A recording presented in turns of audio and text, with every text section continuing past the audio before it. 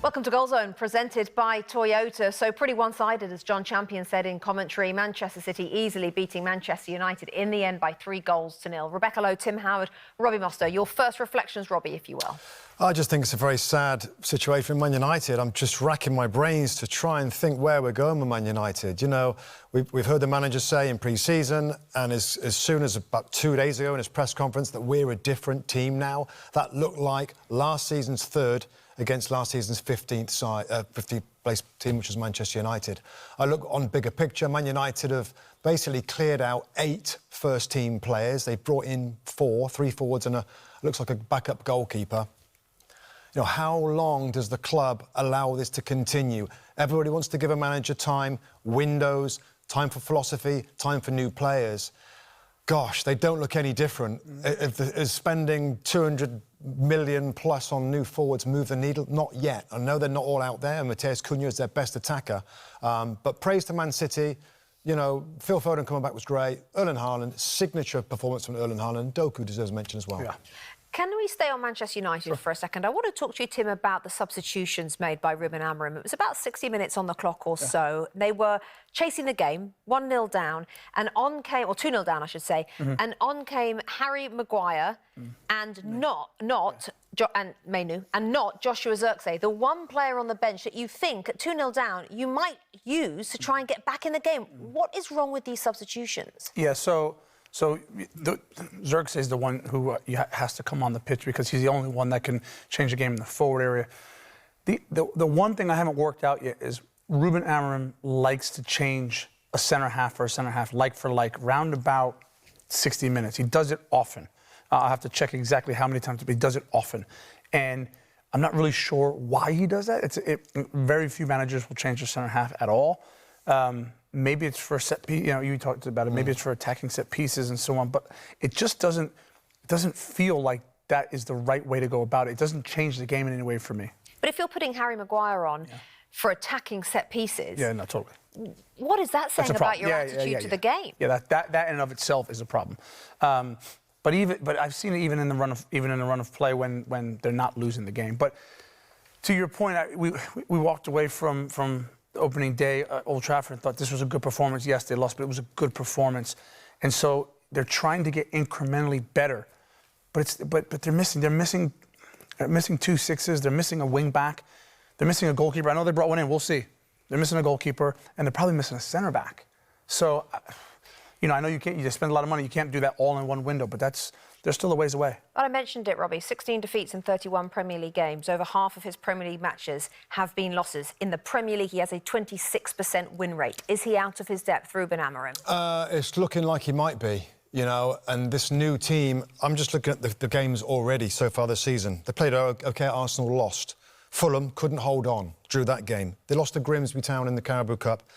And it looked like they won the World Cup final when they beat Burnley at home at Old Trafford 3-2. And then this game, they've lost comfortably. So I can't keep continuing. You know, you can give them a season, you give them a window. Come on, we've got to see progression. I'm always one for backing a manager and let's give him time and let's see what happens. But, gosh, that was a lot of changes in the summer and it looks like there's not going to be a ton of improvement. Maybe, again, we're going way too early here. We should give him more time. But there ain't many more of that when you look at Jim Ratcliffe in the stand. And he's like, wow, not even competitive. That's a Manchester derby. And I mean, City didn't have to be that great to win comfortably. OK, let's go back, shall we, to Lee Dixon, Graham Lowe and John Champion. So, of course, as so often is the case, after a big win for one team, often the losing team becomes a story, especially in a derby like this, John. And he's had 2 windows. He's had nearly a year, let's not forget, Ruben Amorim. I asked the question to the chaps whether he was out of his depth. I'll hand that one over to you. OK, gents, Graham, we'll start with you. If I was to suggest to you that he's a case of a head coach and manager being almost strangled by his own ideology, would you disagree? No, and I don't think it's right to say necessarily he's out of his depth. He's just completely the wrong fit, given what his roots are at Sporting and how he's come to Manchester United with that same ideology, with that same philosophy, but with a team in Sporting that was absolutely built to play the way he wants to play, and in a league that allowed them to totally dominate the games they played in and succeed. They were a fantastic team. But when you bring a coach in, you've got to make sure you've got the right fit of the manager and the players and the I suppose even the identity of the club, if you say that already exists. And none of it fits together. It never has done.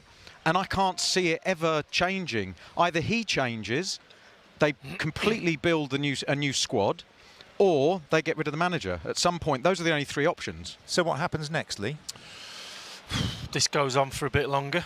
I think that this was bad. It wasn't a great performance by any stretch of the imagination, but I think there's still a bit more badness to go, if you like. But I think, and Rebecca probably hit on it by mentioning the substitutions, I think if you've got an ideology and you go, no, this is how I want to play, but at some point in any game, we talked about it being flexible within the game, the players, they have got no clue. They're playing in a certain way and it's not working, and then the performance from kick-off is the player's responsibility. But as soon as it's going wrong or something happens, might be the player's fault, but then it steps over to the manager, and the manager has to make changes. And by putting the substitutions on he did and not changing the system, that to me shows that he's caught in the headlights, and he will not change because of his stubbornness, his ideology, his beliefs, whatever happens. If he carries on like he is, he loses his job. So he's got to do something, and at the moment he seems stuck in his way, and the players are lost. So, Graham, come Christmas, is he still in charge of Manchester United? I genuinely don't think so, because we spent time with Ruben, and I admire him. I really do in many ways, and I think he's a very good coach. About him? I admire him as a coach. I think he's a good coach. I genuinely think it's just the wrong fit, and he's not going to change his way. I feel totally convinced that's the case. So invariably, this team, I don't think, can perform consistently enough to get results that Manchester United need.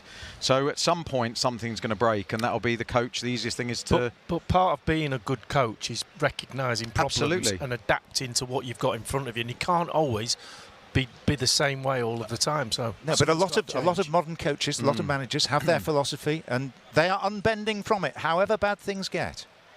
Hi there, I'm Rebecca Lowe, studio host of NBC's coverage of the Premier League. Don't forget to hit subscribe to watch more videos all season long. And for even more Premier League content, from original series to live matches, head over to Peacock.